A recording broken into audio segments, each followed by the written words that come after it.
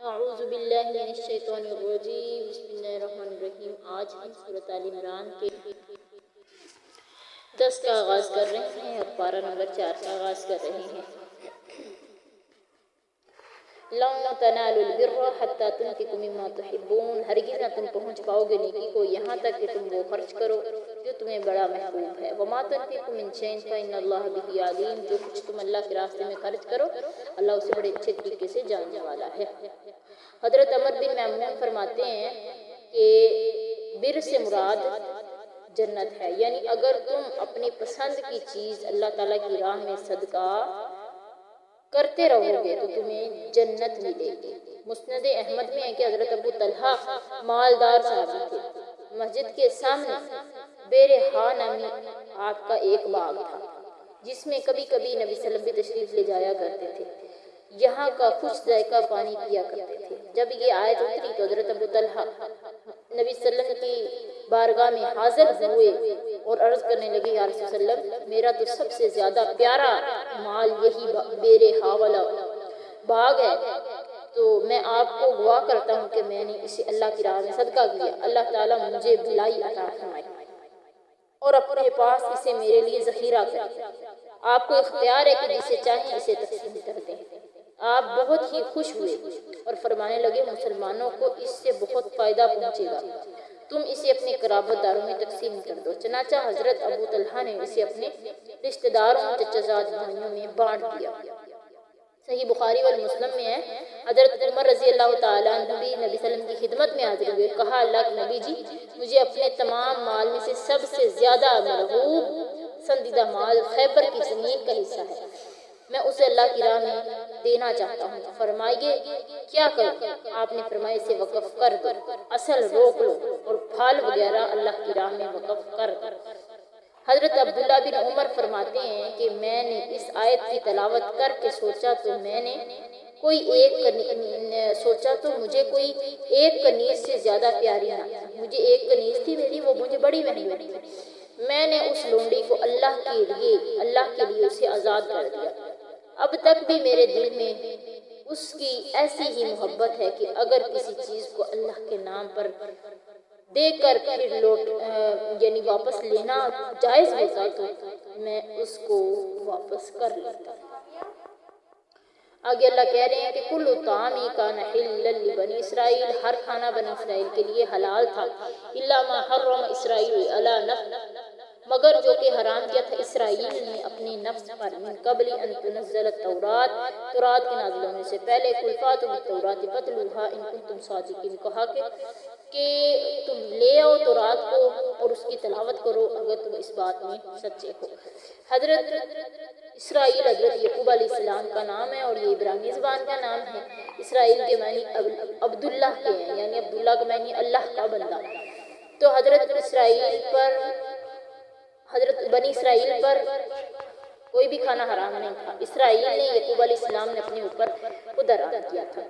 مسند احمد میں ہے کہ یہودیوں کی ایک جماعت نبی صلی اللہ علیہ وسلم کے پاس آئی، کہنے لگی، ہم آپ سے چند سوال کرنا چاہتے ہیں جن کے جواب نبیوں کے سوا کوئی نہیں دے سکتا۔ آپ نے فرمایا، پوچھو، لیکن پہلے تم لوگ وعدہ کرو کہ اگر میں صحیح جواب دے دوں تو تمہیں میری نبوت کی تسلیم کر لینے میں کوئی عذر نہ ہوگا۔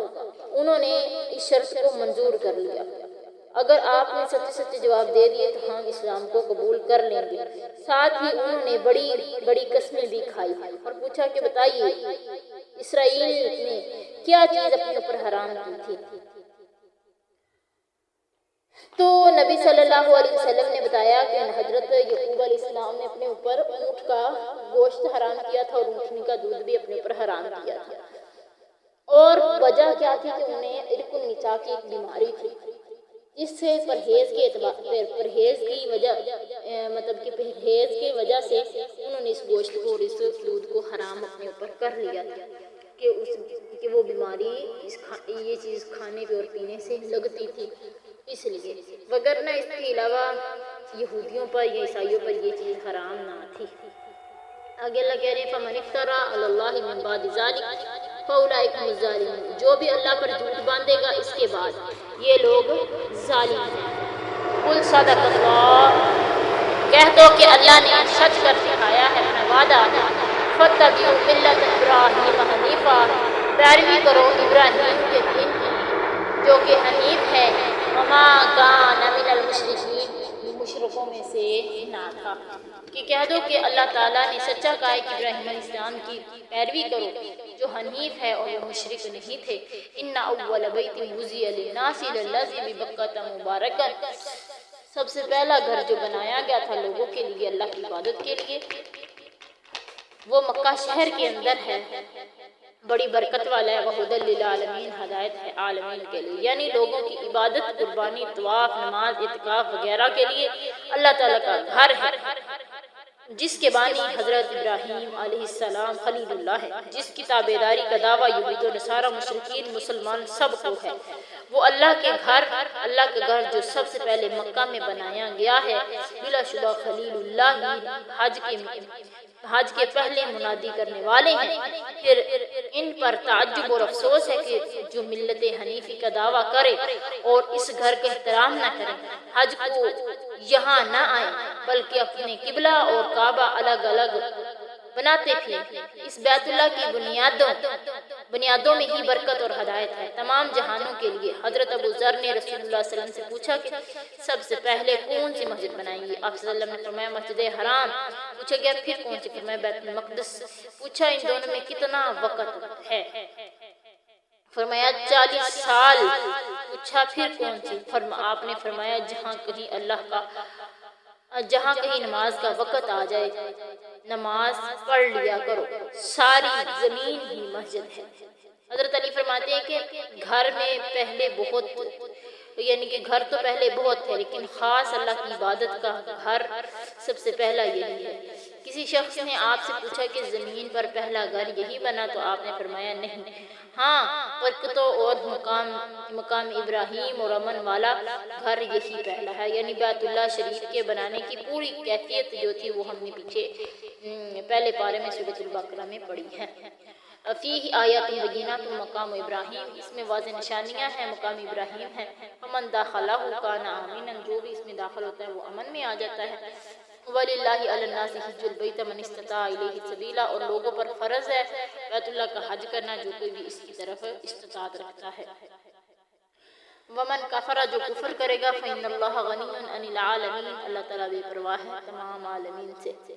ارکان اسلام 5 ہیں جن میں سے بیت اللہ کا حج کرنا بھی ایک رکن ہے، اور جو استطاعت رکھتا ہے، جس کے پاس اتنی طاقت ہے کہ وہ بیت اللہ کا حج کر سکے، اس پر لازم ہے کہ وہ بیت اللہ کا حج کرے۔ قل یا اہل الکتاب لم تکفرون بآیات اللہ، کہہ دو کہ اہل کتاب کیوں تم کفر کرتے ہو اللہ کی آیات کے ساتھ۔ واللہ شہید علی ما تفعلون، اللہ گواہ ہے اس چیز پر جو کچھ تم کرتے پھر رہے ہو۔ یعنی اہل کتاب کو اللہ تعالیٰ دھمکاتا ہے کہ جو حق سے دشمنی کرتے ہیں اور اللہ کی آیتوں سے کفر کرتے ہیں، دوسرے لوگوں کو بھی پورے زور سے اسلام سے روکتے ہیں، باوجود اس کے کہ رسول صلی اللہ علیہ وسلم کی حقانیت کا انہیں یقینی علم تھا، اور پہلے انبیاء اور رسولوں کی پیشن گوئیاں، ان کی بشارتیں ان کے پاس موجود تھی۔ نبی امی، ہاشمی، عربی، مکی، مدنی، سید الولد، امام آدم،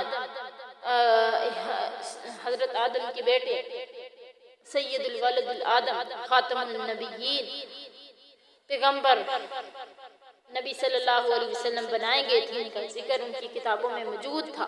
پھر اپنی بے ایمانی پر بضد تھے، اور اس لیے ان سے اللہ تعالیٰ فرماتا ہے کہ میں خوب دیکھ رہا ہوں کہ تم کس طرح میرے نبیوں کی تکذیب کرتے ہو، کس طرح خاتم النبیین کو ستاتے ہو، کس طرح میرے مخلص بندوں کی راہ میں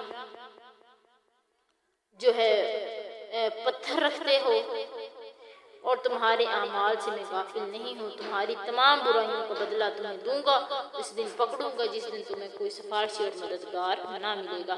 یا اہل الکتاب لم تصدون عن سبیل اللہ، کیوں تم روکتے ہو جو اللہ کے راستے، کیوں تم روکتے ہو اللہ کے راستے سے جو بھی ایمان لانا چاہتا ہے تب گناہ وجہ تم کو جروی اختیار کرتے ہو وانتم شہداء تم تو اس چیز کے گواہ تھے کہ نبی سچا ہے وما اللہ بغافل عما تعملون اللہ بے خبر نہیں اس سے جو کچھ تم عمل کر رہے ہو یا ایھا الذین آمنوا اے لوگوں جو ایمان لے کر آئے ہو ان تطیعوا فریقا من الذین اوتوا الکتاب اگر تم اطاعت کرو گی اہل کتاب میں سے ایک گروہ کی یردوکم بعد ایمانکم کافرین تو تمہیں وہ ایمان لانے کے بعد کفر کی حالت میں تمہیں واپس پلٹا دے گے وَكَيْفَ تَكْفُرُونَ وَأَنْتُمْ تُتْلَى عَلَيْكُمْ آیات اللہ کیسے تم کفر کرتے ہو اللہ کی آیات کے ساتھ تم پر تو اللہ کی آیات تلاوت کی جاتی ہیں اور تمہارے اندر تو اللہ کا پیغمبر بھی موجود ہے وَمَن يَعْتَصِم بِاللَّهِ جو کوئی بھی مضبوطی سے پکڑ لے گا اللہ کی رسی کو فَقَدْ هُدِيَ إِلَىٰ صِرَاطٍ مُسْتَقِيم وہ ہدایت پا گیا ہے